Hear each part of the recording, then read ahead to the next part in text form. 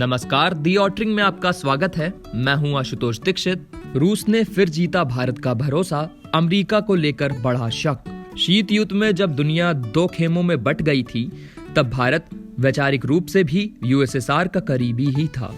इसी महीने 1971 में भारत और पाकिस्तान के बीच 13 दिनों का युद्ध हुआ था। यह युद्ध पूर्वी पाकिस्तान में उपजे मानवीय संकट के कारण हुआ था। इस युद्ध के बीच ही पूर्वी पाकिस्तान बांग्लादेश बना।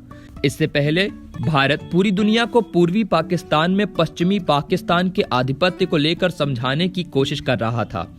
पूर्वी पाकिस्तान से भारी संख्या में शरणार्थी भारत आ रहे थे। पश्चिमी और पूर्वी पाकिस्तान के बीच राजनीतिक समाधान की उम्मीद नजर नहीं आ रही थी। तब सोवियत यूनियन एकमात्र देश था जिसने भारत की सुनी।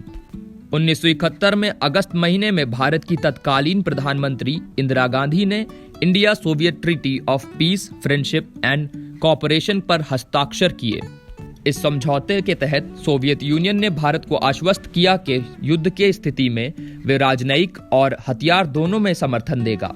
मॉस्को भारत के लिए विश्वसनीय साझेदार रहा है। दूसरी तरफ अमेरिका भारत की तुलना में पाकिस्तान को तवज्जो देता रहा।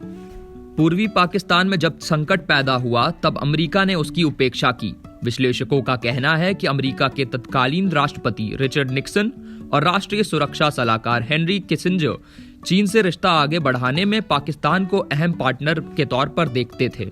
लेकिन भारत और रूस की दोस्ती की शुरुआत साल 1971 नहीं, बल्कि नेहरू के काल में भी सोवियत यूनियन भारत की विकास के मोर्चों पर मदद कर रहा था।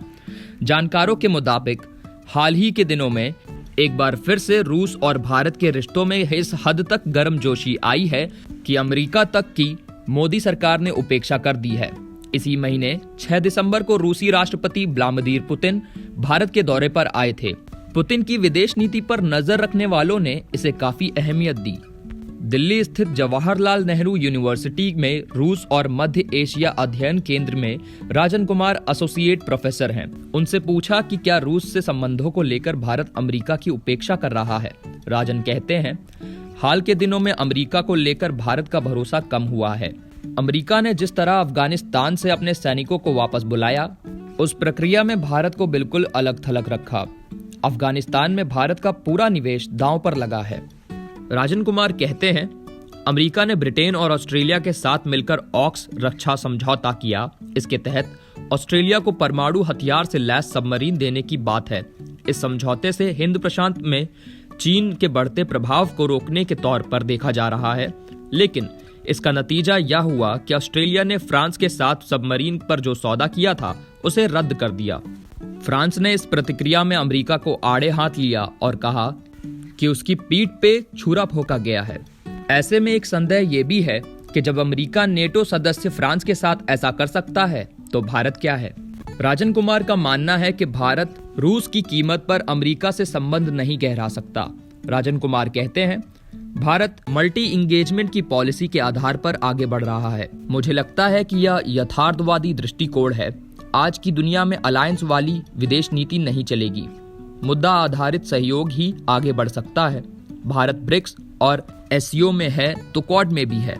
इसके तहत इसमें कुछ भी गलत नहीं है। भारत अपनी विदेश नीति किसी के मातहत नहीं चलाता है। फिलहाल के लिए बस इतना ही। बाकी खबरों के लिए जुड़े रहें दी ऑटरिंग के साथ।